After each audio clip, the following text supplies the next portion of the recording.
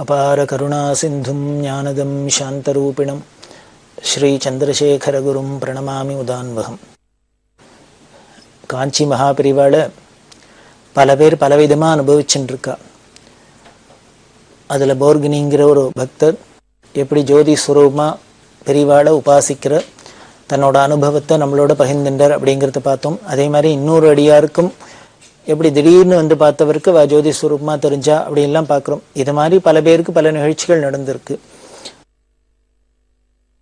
அவளுக்கு எப்படி கீழே விழுந்தவாளுக்கு காலே ரொம்ப ஃப்ராக்சர் ஆகிருக்கு, என்னமோ ஆகிருக்கு, ஸ்மேஷ் ஆகிருக்கு அப்படின்னு நினச்சவாளுக்கு ஒன்றும் இல்லாத ராத்திரி படுத்துட்டு கார்த்தால ஏந்துன்னு சர்வசகஜமாக ஏந்துன்னு நடமாடுறாப்பில் இருந்து அப்படிங்கிறதுலாம் பார்க்குறோம். இதை போல் பல பேருக்கு பலவித அனுபவங்கள், அதில் பல வித்தியாசங்களும் இருக்கும். அவளுக்கு ஏத்தாப்பில் அந்த அனுகிரகமும் இருக்கும். சாம்பமூர்த்தி சிவாச்சாரியர் அப்படின்னு ஒரு பெரிய சிவாகம திலகம். அவர் சென்னையில் காளிகாம்பாள் கோவில் அப்படிங்கிற இடத்துல பெரிய பிரதான அர்ச்சகராக இருக்கிறவர். அவருக்கு பெரிவாள்கிட்ட ஏற்பட்ட அனுபவங்கள்லாம் ரொம்ப சிறப்பானது. அவர் ரொம்ப அழகாக பெரிவாளை பற்றி சொல்கிறதே இதோ தெய்வம் இதே தெய்வம் அப்படிம்பார். இதோ இங்கே தான் தெய்வம் இருக்குது, இதான் தெய்வம் அப்படின்னு சொல்லுவார். இதோ தெய்வம் இதே தெய்வம் அப்படின்னே சொல்லுவார். அந்த காளிகாம்பா கோவிலுக்கு வந்திருக்கிறதே பெரியவா அவருக்கு பல விதங்களில் உபதேசம்லாம் பண்ணியிருக்கா. உங்கள் அப்பா ரொம்ப ஸ்ரத்தையாக பூஜை பண்ணியிருந்தார். இந்த கோவிலில் இருக்கிற யந்திரம் ரொம்ப விசேஷம், அதனாலே அம்பாளும் ரொம்ப விசேஷமாக இருக்கா. ரொம்ப வசந்த இடம் உனக்கு கிடைச்சிருக்கு, கட்டியாக பிடிச்சிக்கோ, விடாத பிடிச்சிக்கோ அப்படின்னு சாம்பமூர்த்தி சிவாச்சாரியாருக்கு பெரியவா உபதேசம் பண்ணினா. அந்த காளிகாம்பாளுக்கு தங்கத்தினால தும்பப்பூ மாலை பெரியவா காணிக்கையெல்லாம் கொடுத்துருக்கா. இதெல்லாம் ரொம்ப அவர் சந்தோஷமாக நினைவு கூறுவர். அது மாதிரி இவருக்கு என்னென்னா சில வெளிநாட்டுக்கெல்லாம் போக வேண்டிய ஒரு நிர்பந்தம் ஏற்படுது. அங்கங்கே வெளிநாட்டில் அமெரிக்காலாம் கோவில்லாம் கட்டி இந்த பக்தி பரவ ஆரம்பித்தோன்னு அங்கே போய் கும்பாபிஷேகம் பண்ணுறது, அங்கே உண்டான அந்த ஆகம காரியங்கள்லாம் பண்ணுறதுக்கு இது மாதிரி சிவாச்சாரியெல்லாம் வேண்டிருக்குமே, வைதிகள்லாம் வேண்டிருக்குமே, அதுக்காக அங்கேருந்து ஆஃபர்லாம் வந்தது.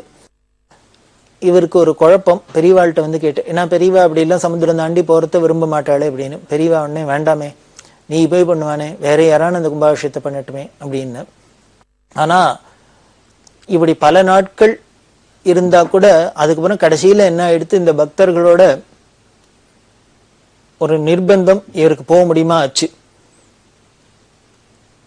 பெரியவா வேண்டான்னு சொல்லியிருக்கா, இருந்தாலும் நம்ம பேருக்குமே அப்படின்னு ஒரு மனசுக்குள்ள ஒரு தாபமும் இருந்தது. அதுக்கப்புறம் ஒரு தடவை வரத்தையும் பெரியவா சொன்னா, நீனாவே ஆசைப்பட்டு போகல, யாரோ ஆசைப்பட்டா அந்த ஆசையை பூர்த்தி பண்ணிக்கிறதுக்காக போனேன், அதனால நீ ஆசைப்பட்டு ஒன்று பண்ணாதனால அது தோஷம் இல்லைன்னு வச்சுக்கலாம், அங்கே போனாலும் ஏதோ நல்ல காரியம் தான் பண்ணிட்டு வந்திருக்க அப்படின்னு. அதுக்கு பெரியவாளே இவரோட மனசுக்கு சரி இவர் குற்ற உணர்வோட ஃபீல் பண்ணுறானே, அதுக்கு ஒரு சாந்தி அடையட்டும் அப்படின்னு பெரியவா சொல்லியிருந்தா. அப்படி இருந்த அந்த சிவாச்சாரியருக்கு, சாம்பமூர்த்தி சிவாச்சாரியருக்கு ஒரு தரம் ஏர்போர்ட்லேருந்து வரத்தே ஏர்போர்ட்டுக்கு பக்கத்தில் பெரிய ஆக்சிடென்ட் ஒன்று ஆயிடுது. இந்த ஆக்சிடென்ட் ஆனால் இவர் ஆஸ்பத்திரியில் இருக்கார். ரொம்ப சீரியஸாக அடிபட்டு ரொம்ப கஷ்ட நிலைமையில் ஆஸ்பத்திரியில் இருந்து. அந்த சமயத்தில் பெரியவா என்ன பண்ணால் இந்த விஷயத்தை தெரிஞ்சுட்டு தன்னோட அடியார்கள்ட்ட பிரசாதம் கொடுத்தனுச்சா இந்த சிவாச்சாரியருக்கு, சாம்பமூர்த்தி சிவாச்சாரியர் ரொம்ப மனசு நெகிழ்ந்து போச்சு, சந்தோஷமாக இருந்தது. எப்போ பெரியவா பிரசாதம் கொடுத்து அனுப்பிச்சிட்டாலும் நமக்கு எல்லாம் சரியாயிடும் அப்படின்னு. அதே போலேயே கொஞ்ச நாளில் அவருக்கு உடம்பு குணமாச்சு, ஆஸ்பத்திரியிலேருந்து டிஸ்சார்ஜ் ஆனார், வீட்டுக்கு வந்தாச்சு. வீட்டுக்கு வந்தோன்னா முதல்ல பெரியவாளை போய் தரிசனம் பண்ணணும் அப்படின்ட்டு போய் பெரியவாளை தரிசனம் பண்ணி வந்தனம் பண்ணார். வந்தனம் பண்ணினோன்னு பெரியவா முதல்ல கேட்ட கேள்வி என்ன தெரியுமோ, அதுதான் ஆச்சரியம். அதுதான் பெரியவா விட்டு கேட்குறா, இப்படி ஒரு பெரிய விபத்து ஏற்பட்டு வந்திருக்காரு, உனக்கு எங்கே அடிபட்டுது, அங்கே அடிபட்டுது, ஏதானு இப்போ சௌரியமாக இருக்கே அப்படிலாம் கேட்கக்கூடாதோ. அதெல்லாம் ஒன்றுமே கேட்கல. பெரியவா என்ன பண்ணா, சரி இப்போ முத்திரையெல்லாம் ஒழுங்காக போட வருதா, சிரமம் இல்லாத முத்திரையெல்லாம் போட வருதா அப்படின்னு. அது ஆகம சாஸ்திரப்படி பார்த்தோம்னா நம்ம யந்திரம், தந்திரம், மந்திரம் அப்படின்லாம் இருக்கு இல்லையா. அந்த தந்திரங்களில், பூஜா தந்திரங்களில் இப்படி முத்திரை காமிக்கிறது, இந்த மாதிரி இந்த விஷயங்களுக்கு, இந்த உபச்சாரங்களுக்கு இந்த முத்திரை அப்படிலாம் இருக்கும் இல்லையோ. இது சிவாச்சாரியாளாக இருக்கிறவா அதில் எல்லாத்துக்கும் அந்த ஆகம விதிப்படி எல்லாம் பூஜையெல்லாம் பண்ணணும், கும்பாபிஷேகம்னு எல்லாம் பண்ணால் அந்த முத்திரையெல்லாம் பண்ணி ஆகணுமே. இதை கேட்குறா முதல்ல, உனக்கு முத்திரையெல்லாம் சிரமம் இல்லாத போட வருதா. இதை நினச்சி அவர் நெகிழறார். நான் இப்படி அடிபட்டு வந்திருக்கேன், உனக்கு என்னாச்சு, உடம்பு இப்போ வெளியெல்லாம் இல்லாத இருக்கியா, சௌக்கியமாச்சா, சொஸ்தமாச்சா, அதை கேட்கல. உடனே பெரியவா என்ன கேட்குறேன்னு, உனக்கு கையெல்லாம் சரியா இருக்கும் இல்லையோ, முத்திரையெல்லாம் ஒழுங்கா போட வருதோ இல்லையோ, அப்படின்னா என்ன அர்த்தம் அப்படின்னு. பெரியவாளுக்கு உயிர் மூச்சா இருக்கிறது அந்த வேத ஆகம சாஸ்திரம் இதுதான் அப்படிங்கிறது நமக்கு தெரியறது. நாம் அப்போ இந்த சரீரம் இருக்கிறதே, இந்த மனுஷ பிறவி எடுத்ததே இந்த மாதிரி சத்காரியங்கள் பண்றதுக்கு, இந்த ஈஸ்வர ஆராதனத்துக்கு தான் அப்படின்னு நமக்கு சொல்றாப்புல இருந்தது பெரியவா. இதை நினைச்சுன்னு தான் அவர் உருகிறார் பெரியவா. அப்படின்னா அவளோட அந்த மனோபாவம் புரியறது. அவளுக்கு எது திருப்தி, எதை பண்ணினா நாம் அவளை திருப்திப்படுத்தலாம், எது அவளுக்கு சந்தோஷம் கொடுக்கும் அப்படின்னு இந்த ஒரு மாதிரி ஒரு நிகழ்ச்சிகள்லேருந்துலாம் நமக்கு தெரியறது. உனக்கு முதிரையெல்லாம் சிரமம் இல்லாத போடவர்தான்னு கேட்டது அப்படின்னு சொல்லி அவர் உருகுவர். இப்படி ஒவ்வொருத்தருக்கும் ஒவ்வொரு விதமா அந்த பெரியவாளோட அனுகிரகத்தை நமக்கு எடுத்து காமிக்கிறார். எப்படியெல்லாம் நாம இதெல்லாம் நினைச்சுக்கலாம் பாவிச்சுக்கலாம் அப்படிங்கிறாப்புல. மாப்போ சிவஞானம் அப்படின்னு ஒரு பெரிய புலவர், தமிழ் பண்டிதர், அவர் பெரியவாளை பத்தி வர்ணிக்கிறதே ரொம்ப அழகா வர்ணிக்கிறார். அவர் என்ன சொல்றார், ஆதிசங்கர பகவத் பாதாள் காலத்துல இல்லையேன்னு எனக்கு ஒரு குறை இருந்தது, இருக்கும் எப்பொழுதுமே. ஏன்னா ஆச்சாரியோட பிரபாவத்தை கேட்டு அவரோட சித்தாந்தத்தெல்லாம் பார்த்து அவரோட கிரந்தங்கள்லாம் பார்த்தா ரொம்ப குறையா இருக்கும். இப்பேற்பட்ட ஒரு பெரிய மகான் இருந்திருக்கார், ஒரு மேதாவி இருந்திருக்கார், அவர் காலத்துல நாம இல்லையேன்னு ஒரு குறை இருக்கும். ஆனா அந்த குறை எப்ப தீர்ந்ததுன்னு, பெரியவா காலத்துல நாம இருந்தோம், பெரியவாளோட நாமளும் இருக்கோம், பெரியவாளோட பழகினோம் அப்படிங்கிறதுக்கு அப்புறம் இந்த ஆதிசங்கரோட இல்லையேங்கிற குறை தீர்ந்தது. ஏன்னா அந்த சங்கரோட அதே பீடத்துல அவரோட வாரிசா இருக்கிற பெரியவாளோட இருந்தது, அந்த குறைய போக்கு எடுத்து அப்படின்னு மாப்போசி சொல்ற. அதே மாதிரி பல சந்தர்ப்பங்கள்ல பெரியவாள்கிட்ட பேசுற பாக்கியம் கிடைச்சிருக்கு. அவர் இன்னொன்னு குறிப்பா சொல்றது என்ன தெரியுமோ, தெய்வத்தின் குரலை பத்தி. பெரியவாளோட வாக்கு, அந்த உபன்யாசங்கள் தெய்வத்தின் குரல் நானும் திரும்பி திரும்பி பல முறை படிச்சிருக்கேன், படிக்க படிக்க அப்படி அபூர்வமா இருக்கு அப்படின்னு மாப்போசி சொல்றவர். இன்னொன்னு சொல்லுவார், அன்னன்னைக்கு பேப்பர்ல நியூஸ் எல்லாம் பார்க்கறதே உலகத்துல எங்கெல்லாமோ என்னெல்லாமோ ஒரே அமளிதமளிகள்லாம் நடந்துட்டு, எத்தனையோ அலங்கோலங்கள்லாம் நடக்குது, எத்தனையோ நிகழ்ச்சிகள், விரும்பத்தகாத நிகழ்ச்சிகள்லாம் நடக்கிறது. இப்படி வெளி உலகத்துல எங்கெல்லாமோ நடக்கிறதும் நம்ம பாரத தேசத்துக்கும் பக்திக்கும் ஸ்ரத்தைக்கும் பேர் போன கர்மானுஷ்டானங்களும் பேர் போன இந்த பாரத தேசங்களையும் இப்படிலாம் நடக்கிறது. இந்த ஜனசமூகத்திலையும் இது மாதிரிலாம் சீரழிஞ்சு போறது, கெட்டு போறாப்புல இருக்கே அப்படின்னு நினைக்கிறது எல்லாம் ரொம்ப மனசு வருத்தமா இருக்கும். அப்ப பெரியவாளை தான் நினைச்சுப்பேன், இதுக்கெல்லாம் ஒரே மருந்துன்னா பெரியவா மாதிரி இருந்தாதான் உண்டு, பெரியவா தான் இதுக்கெல்லாம் ஒரு வழி பண்ணணும் அப்படின்லாம் பெரியவாளை நினைச்சுப்பேன் அப்படின்லாம் அவர் ஆச்சரியமா சொல்லுவார். இன்னொரு பக்தர்ல ரொம்ப பெரியவாள்கிட்ட ரொம்ப அபிமானம் வச்சிருந்த திருமுருக கிருபானந்த வாரியார். அந்த கிருபானந்த வாரியார் பெரியவாளை வர்ணிக்கிறதே விவரிக்கிறதே ரொம்ப அழகா வர்ணிப்பார். ஊனினை சுருக்கி உள்ளொளி பெருக்கி அப்படின்னு சொல்ற மாணிக்க வாச்சகர். ஊனினை உருக்கி உள்ளொளி பெருக்கி அப்படின்னு, அப்படின்னா என்னன்னர், நம்மளோட இந்த சரீரத்தை உருக்கிறதுனால இந்த சரீர பாவம் போக போக உள்ளுக்குள்ள இருக்கிற இந்த ஆத்ம பிரகாசம் ஏற்படுறது. அதனால உள்ளொளி பெருக்கி அப்படின்னு சொல்ற, ஊனினை உருக்கி உள்ளொளி பெருக்கி அப்படிங்கிற. தாய்மானவனு சொல்ற, ஞானம் அல்லது கதி கூடுமோ அப்படிங்கிற, ஞானம் இல்லாத யாருக்கானும் கதி மோட்சம் கிடைச்சிருமா அப்படின்னு சொல்றார். அப்பேற்பட்ட இந்த பரம ஞான மூர்த்தியே காஞ்சி மகா பெரியவா அந்த ஊனினை உருக்கி உள்ளொளி பெருக்கி அப்படிங்கிறதுக்கு உதாரணமா ஏத்தாப்புல இருந்தா. அப்படியே மெலிஞ்ச சரீரம், ஆனா அவளோட அந்த கண்ணு பார்வையும் அந்த காந்த சக்தியும் அவளோட அந்த வாக்விலாசமும் வர்ணிக்க முடியாத ஒரு வர்ணனைக்கு அப்பாற்பட்டது அப்படின்னு சொல்ற. அவளோட திருமுகத்திலேருந்து ஞானத்தையும் சொட்டின்ண்டே இருக்குமா எப்பொழுதும்.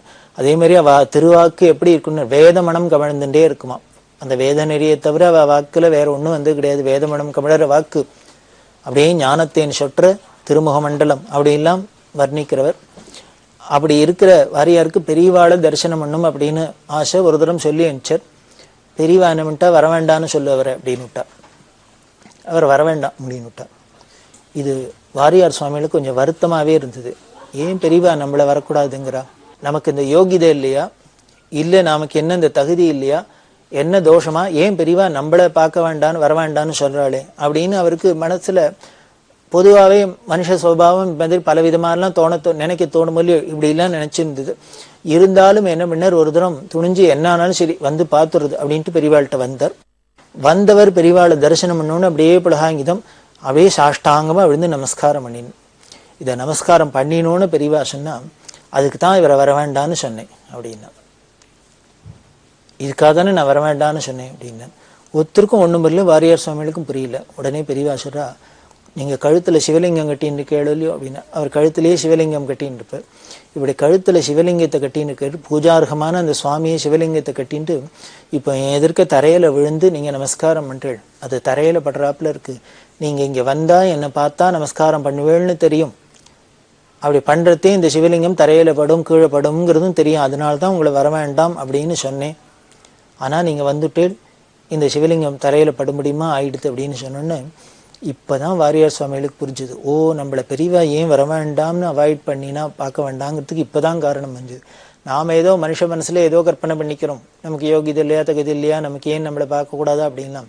ஆனால் பெரியவாளோட பாவம் எப்படி இருக்குது அப்படிங்கிறது இப்போ தான் புரிஞ்சுது அப்படின்ட்டு அவர் அதை ரொம்ப மனசு நெகிழ்ந்து சொல்கிறார். பெரியவாளுக்கு இருக்கிற அந்த பக்தியை என்னன்னு சொல்கிறது, யாரோ ஒருத்தர் கழுத்தில் ஒரு லிங்கத்தை கட்டியிருந்தா கூட அதை கூட எப்படி பூஜிதையாக வச்சுக்கணும், அது கீழப்படப்படாது, இப்படிலாம் பெரியவா பார்க்குறா அப்படின்னு சந்தோஷப்பட்டுட்டார். அதுலேருந்து அதுக்கப்புறம் பல சந்தர்ப்பங்கள் திருப்பி திருப்பி வராப்பிலே இருந்தது, வந்து தரிசனம்லாம் பண்ணிட்டு இருக்கார்.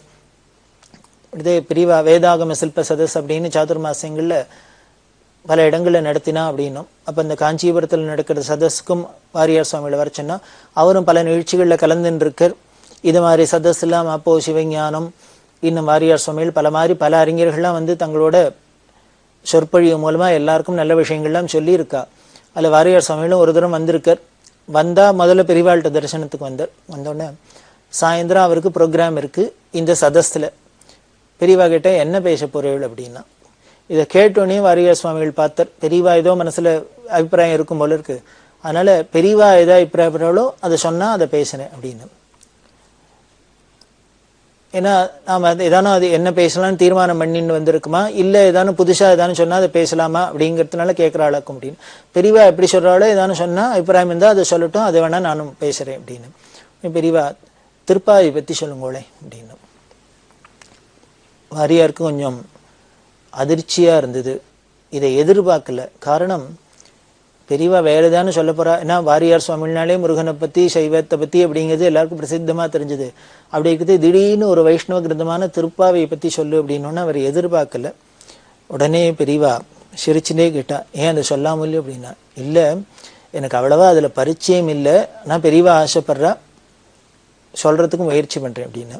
உடனே பெரியவா சிரிச்சுனே சொல்கிறா, உங்களுக்கு அதில் பரிச்சயம் வரணுங்கிறதுக்காக தான் நான் பேச சொன்னேன் அப்படின்னு சொல்லிட்டு அப்போ வாரியார்கிட்ட சொல்கிறா, எல்லா சம்பிரதாயத்திலையும் எல்லா மதத்துலையும் எத்தனையோ நல்ல விஷயங்கள்லாம் சொல்லியிருக்கா, எத்தனையோ மகான்கள்லாம் கொட்டியிருக்கா.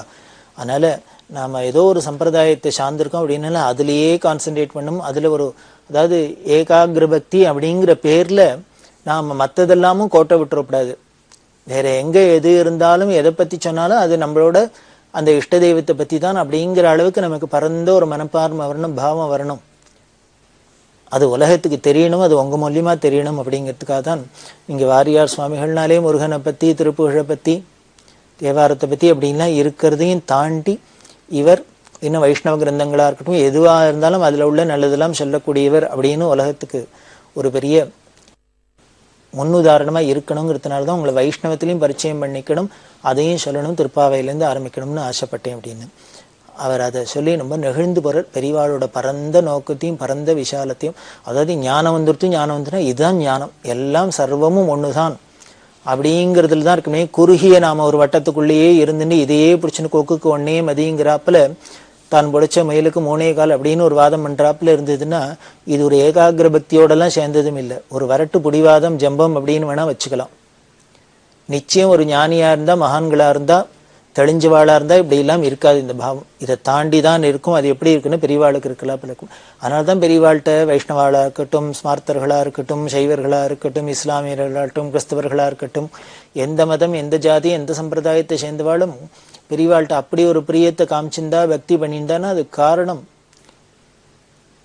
ஞானஸ்வரூபமாக இருந்தது. அப்படி இருக்கிற அந்த ஞானமயமான மூர்த்தி தான் தட்சிணாமூர்த்தி அப்படிங்கிறோம், பரமேஸ்வரன் அப்படிங்கிறோம். சிவம்னாலே என்ன மங்களம், ஞானம் தானே. அப்போ ஏற்பட்ட சிவஸ்வரூபமா இருந்தா ஞானஸ்வரூபமா இருந்தா பெரியவா அப்படின்னு தெரியறது. இதை வாரியார் சுவாமிகள் தன்னோட வாழ்க்கையில ஒரு பெரிய விஷயமா கருதுற. பெரியவாள்னால தான் இப்படி எல்லாம் ஒருத்தரை ஒவ்வொருத்தருக்கும் வழிகாட்ட முடியும். அதனால தான் அவ ஜெகத்குருன்னு இருக்கா, ஜெகதாச்சாரியாளா இருக்கா அப்படின்னு அவர் கொண்டாடுறார். அப்படி இருக்கிற பெரியவா ஒவ்வொரு சமயத்துல ஒவ்வொருத்தருக்கும் எப்படி எதாவது தேவை அப்படின்னு பார்த்து பார்த்து அனுகிரகம் பண்றதுல பெரியவாளுக்கு பெரியவா. பெரியவா தான் பீடாத விதியா இருந்த காலத்துல பல்லாக்கெல்லாம் போயிருந்தா. ஆரம்ப காலத்துலாம் பல்லாக்கிலையும் போயிருந்தா. அதுக்கப்புறம் அதையும் விட்டுட்டு நடந்தே போறது இப்படி எல்லாம் இருந்தது. இந்த பல்லாக்கு தூக்கிறதுக்குன்னு உடையார்பாளையம் அப்படிங்கிற இடத்துலேருந்து போகிகள் அப்படின்னு பல பேர்லாம் இருந்தா. அது பெரியவாளுடைய கூடயே இருப்பா, மடத்திலேயே இருப்பா. அந்த குடும்பம் இல்லாமல் இன்னமும் பல குடும்பங்கள்லாம் காஞ்சிபுரத்தில் இருக்கு. அது பல குடும்பங்கள் இருந்து அதில் தேஞ்சு போய் ஒரு சில குடும்பங்கள் இருக்கு. பெரியவா தன்னோட அந்த பீடாவிதி பொறுப்பையும் விட்டுட்டு தான் பல்லாக்கில் போறதில்ல அப்படின்லாம் தீர்மானம் பண்ணிட்டு வாசம் பண்ணிட்டு இருக்கிறது. புது பிரிவான்னு சொல்லக்கூடிய ஜெயேந்திர சுவாமிகளை என்ன பண்ணார், அந்த போகிகளா இருந்து மடத்துல பல்லாக்கு தூக்கி கைங்கரியம் பண்ண வாழ்க்கிறேன். இப்ப வேற ஒன்றும் பொழப்பு இல்லை அப்படிங்கிறதுனால அவ என்ன பண்ணினா, புதுப்பிரிவா இவ எல்லாருக்கும் ஒரு லம்சம் அமௌண்ட் எல்லா குடும்பத்துக்கு கொடுத்து அவ ஏதோ ஒரு சௌக்கியமா ஒரு ஜீவனத்துக்கு ஏதோ சிரமப்படாத இருக்கணும். ஏன்னா குரு சேவை பண்ணியிருக்கா இத்தனை நாள் அப்படிங்கிறதுனால அவளுக்கு ஒரு சௌக்கியம் பண்ணி கொடுக்கணும் அப்படின்னு ஒரு பெரிய உயர்ந்த நோக்கத்துல அவளுக்கு சௌரியம் எல்லாம் பண்ணி கொடுத்துருந்தா. அப்படி இருந்த ஒரு குடும்பத்துல வெத்தபோகி அப்படின்னு சொல்லக்கூடியவர், குஞ்சுன்னு பேரு அவரோட பிள்ளை, கண்ணையா அப்படின்னு. அந்த கண்ணையாக்கு என்ன பண்ணார், வருமானம் போறல, அவருக்கு பொழப்புக்கு சில கஷ்டங்கள்லாம் இருந்தது. அப்போ ஒரு நாளைக்கு பெரியவாள்கிட்ட வருத்தப்பட்டார். பெரியவா என்ன பண்ணா, இப்போ தேனம்பாக்கம்ங்கிற இடத்துல இருக்கா. உடனே இந்த கண்ணையாட்ட சொன்னா, நீ ஒண்ணு பண்ணு, வேற ஒன்றும் உனக்கு பண்ண தெரியாது. இந்த தேனம்பாக்கம்ங்கிறது எப்படி இருக்கும்னா, இந்த சின்ன காஞ்சிபுரம் வரதராஜர் கோவில்லேருந்து தெற்க பின்னால போகணும். இந்த வேகவதின்னு ஆறு வரும். அதை தாண்டி போனா கிட்டத்தட்ட ஒரு 2 கிலோமீட்டர் தாண்டி உள்ளுக்குள்ள இருக்கும். வெறும் அத்வானமா இருக்கும், ஒன்றும் இருக்காது. அந்த சிவாஸ்தானம்ங்கிற கோவில் இருக்கும். அதுக்கு பக்கத்துல சின்னதா ஒரு குடிசை மாதிரி இருக்கும். அதுல பெரியவா இருந்தா. இந்த சின்ன காஞ்சிபுரத்துல வரதராஜர் கோவில்கிட்ட இறங்கி எல்லாரும் நடந்து தான் போகணும். ஏதான ஜனசந்தடி வேணும்னா 2 கிலோமீட்டர் தாண்டி வந்தாதான் இருக்கும். ஒரு கடையா கண்ணியா ஊரா ஜனமா எல்லாமே இருக்கும். வரதராஜர் கோவில் கிட்ட வந்தாதான் இருக்கும். அப்படி ஒரு அமானுஷ்யமான ஏகாந்தமான இடத்துல பெரியவா இருந்ததுனால பெரியவாளையோ தரிசனம் பண்ணதுக்கு பல பேர் வந்துன்னு இருக்கா. அப்படி வந்தவாளுக்கு ஒரு திராகம் யுகம் ஏதான ஒரு தீர்த்தம் சாப்பிடணும்னா கூட ஒன்றும் கிடைக்காத ஒரு இடமா இருந்தது. இந்த கண்ணையாவும் கஷ்டப்பட்டு இருக்கிறதுனால பெரியவா என்ன பண்ணா, நீ ஒண்ணு பண்ணு, இங்க பாக்குறதுக்கு ஜனங்கள்லாம் வரான், அவளுக்கு ஒரு தாகத்துக்கு எதுக்கு உபயோகமா இருக்கும், நீ ஏதானே இளநீ வச்சுன்னு வேணா வரும் அப்படின்னா. இளநீ வாங்கி வச்சுன்னு வாசல்ல வச்சுன்னு நெல்லு. ஏன்னா வேற ஒன்றும் பெருசா கடைன்னு போட்டு ஒன்றும் பெரிய கேபிட்டல் போட்டு முதல் போட்டு பிசினஸ் பண்ண முடியாது. இளநீ வேணா வரும் அப்படின்னா. சரி, பெரியவா சொன்னா சாமி சொன்னா பண்றேன் அப்படின்னு, எஜமான் சொன்னா பண்றேன் அப்படின்னு. ஒரு பெரிய பணக்காரர் அவர்கிட்ட ஒரு 100 இளநீ வாங்கி இவருக்கு கொடுன்னு. ஏன்னா முதல்ல ஏதாவது கேபிட்டல் போட்டு ஆரம்பிக்கணுமே. ஒரு 100 இளநீ வாங்கி சொன்னா அவ இளநீ கொடுத்தாச்சு. பெரியவா சொன்னா, அந்த இளநீ விலை என்னன்னு கேட்டுக்கோ, அதுக்கு மேல 4 வச்சுக்கோ, வச்சு லாபத்துக்கு வரும். ஒரு இளநீக்கு 4 வந்துச்சுன்னாக்க அதுல வர வியாபாரத்துல அன்னைக்கு வர வியாபாரத்துல நீ காலட்சேபம் பண்ணிக்கோ, இதையும் வச்சு பண்ணிக்கோ அப்படின்னு சொல்லி வச்சிருந்தா. இவர் அது மாதிரி பண்ணிகிட்டே இருக்கார். பண்ணினா ஒரு நாளைக்கு அப்புறம் கொஞ்ச நாள் கழிச்சு கூப்பிட்டு கேட்டா, வியாபாரம்லாம் ஆயின்னு இருக்கா, நன்னா ஆயின்னு இருக்கு அப்படின்னா. ஒரு நாளைக்கு எவ்வளவு இளநீ போகும் அப்படின்னா. போகும், பெரியவாளை பார்க்கறதுக்கு நிறைய கூட்டம் வரதுனால 50 100 கூட போகலாம் அப்படின்னா. சனி ஞாயிறா இருந்தா, லீவு நாளா இருந்தா இன்னும் நிறையாவே போகும் அப்படின்லாம் பெரியவா பேசியிருந்தா. இதுக்கு நடுப்புற ஒரு நாளைக்கு என்ன பண்ணா, அங்க தீர்த்தத்து கூட ஒன்றும் வசதி இல்லாததுனால தங்கிட்ட கைங்கரி ஸ்ரீகண்டன் அப்படின்னு அவர்கிட்ட சொல்லியிருந்தா, இங்க வர ஜனங்களுக்கெல்லாம் தாகமா இருக்கும், நீ ஒண்ணு பண்ணு, நிறைய காலங்காலத்துல நீர்மோர் கரைச்சி வச்சுக்கோ, இங்க வச்சுட்டு வெளியில வச்சுக்கோ, இங்க வர ஜனங்களுக்கெல்லாம் தாகமா இருந்தா நீர்மோர் கொடு அப்படின்னு சொல்லி வச்சிருக்கா. அது ரொம்ப நாளா நடந்துன்னு வருது. இப்ப இந்த கண்ணையாக்கு இளநீ வியாபாரம் பண்ண சொன்னதுக்கு ஆரம்பிச்சதுக்கு அப்புறம் பெரியவா என்ன பண்ணா, ஸ்ரீகண்டன் விட்டா, நாளையில இருந்து யாருக்கும் இளநீ கொடுக்க வேண்டாம், இளநீ கரைச்சி இந்த நீர்மோர் கொடுக்க வேண்டாம், கரைச்சி வைக்காத அப்படின்னா. அவருக்கு புரியல, பெரியவா ஒரு நாளைக்கு நீர்மோர் கரைச்சி வச்சுக்கோங்கிறா, இப்ப திடீர்னு வேண்டாங்கிறா அப்படின்ட்டு. உடனே பெரியவா காரணம் சொல்றா, எதுக்குன்னா வேற ஒண்ணும் இல்லை, கண்ணையா வெளியில இளநீ வச்சுன்னு விற்க சொல்லியிருக்கோம், நீங்க உள்ளுக்குள்ள நீர்மோர் கொடுத்துட்டீங்கன்னா அவ வெளியில போய் காசு கொடுத்து இளநீ வாங்கி சாப்பிட மாட்டா, அவனுக்கு வியாபாரம் ஆகாது, அவனுக்கு கஷ்டமா இருக்கும். அவனுக்கு வியாபாரம் ஆகணும்னா நம்ம இங்க நீர்மோர் கொடுக்கறத நிறுத்தினாதான் அவருக்கு வியாபாரம் ஆகும், அவருக்கு ஏதோ வருமானம் வரும் அப்படின்னு. இது கூட இருந்தவாளுக்கெல்லாம் ரொம்ப மனசு நெகிழ்வா இருந்தது. பெரியவாளோட பாவத்தை பாருங்க, எப்படி எல்லாம் பாக்குறா, பார்த்து பார்த்து அனுகிரகம் பண்றாளே அப்படின்ட்டு. அப்படி எல்லாம் இந்த கண்ணையாக்கு அனுகிரகம் பண்ணியிருந்தா. இப்படி பல நாள் ஆச்சு. அப்புறம் வியாபாரம் என்ன போயிட்டே இருந்தது. மனுஷா தானே, இப்படி நிறைய வியாபாரம் ஆக இந்த 4 லாபம் வச்சுக்கிறது கொஞ்சம் கொஞ்சமா மேலே போய், அதாவது 1 ரூபா எண்ணி 1,4 ரூபாய்க்கு வித்துது அப்படின்னா இப்போ 1 ரூபாய்க்கு வித்து வாங்கின எண்ணி 3 ரூபாய்க்கு விற்கிற அளவுக்கு போயிடுத்துது. இது பெரியவாளுக்கு ஒரு நாளைக்கு தெரிய வந்துடுத்து. அது எப்படி தெரிய வந்ததுன்னா, யாரோ ஒருத்தர் கார்ல வந்திருக்கா குடும்பத்தோட, அதில் ஒரு பையனையும் அழிச்சுன்னு வந்திருக்கா. அந்த பையன்ட்டு பெரியவா பேசியிருந்தா. பேசின்னு இருக்கிறதே வந்து கார்த்தாலேருந்து வந்து இங்கே இருக்கேளே, இது தாகம் வேணா எதானே சாப்பிட்டேளா அப்படின்னு. இல்லை வரத்தையே எங்கள் அப்பா வாங்கி கொடுத்தான். என்ன கொடுத்தானே? இளநீனை. ஏது அப்படின்னு. வாசலில் யாரோ ஒருத்தர் வச்சுன்னு வைக்கிறாங்க, அங்கே வாங்கி சாப்பிட்டோம். அப்படியா அப்படின்னு. யாரெல்லாம் சாப்பிட்டேன்? நான் சாப்பிட்டேன், எங்கள் அம்மா சாப்பிட்டா, அப்பா சாப்பிட்டா, எல்லாரும் சாப்பிட்டா. 5 பேர் 5 இளநீ சாப்பிட்டோம் அப்படின்னு. எத்தனை ரூபா கொடுத்தோம்? 15 ரூபா கொடுத்தோம் அப்படின்னு. இதை வாங்கினுட்டா மனசுல பெரியவா. 5 பேர் 5 இளநீ சாப்பிட்டுருக்கா, 15 ரூபா அப்படின்னா 3 ரூபாய்க்கு ஒரு இளநீ போறது அப்படிங்கிறது தெரிஞ்சு கொடுத்து. அப்புறம் கொஞ்ச நாள் கழிச்சு உடனே இந்த கண்ணையா அவ கூப்பிட்டுட்டு பழையபடி எல்லாம் விசாரிச்சுட்டு, இப்போ இளநீ என்ன விலைக்கு விற்கிற அப்படின்னா. அவர் பதில் சொல்லல. உடனே பெரியவா, போரும், இனிமே இளநீ இங்க விற்க வேண்டாம், எடுத்துரும் அப்படின்ட்டு. அவருக்கு எதுக்காக என்னன்னு புரியல. ஏன்னா ஒரு தூரம் பெரியவா வருன்னு சொன்னா வித்தம், இப்போ வேண்டான்னு சொல்லிட்டா எஜமாஞ்சர உத்தரவு விட்டுட்டார், அவ்வளவுதான். இதை எதை குறிக்கிறது அப்படின்னா, அவருக்கு சிரமப்படுறேன் அப்படின்னு சொல்றதே பெரியவா ஒரு உபதேசத்தை பண்ண சொன்னா.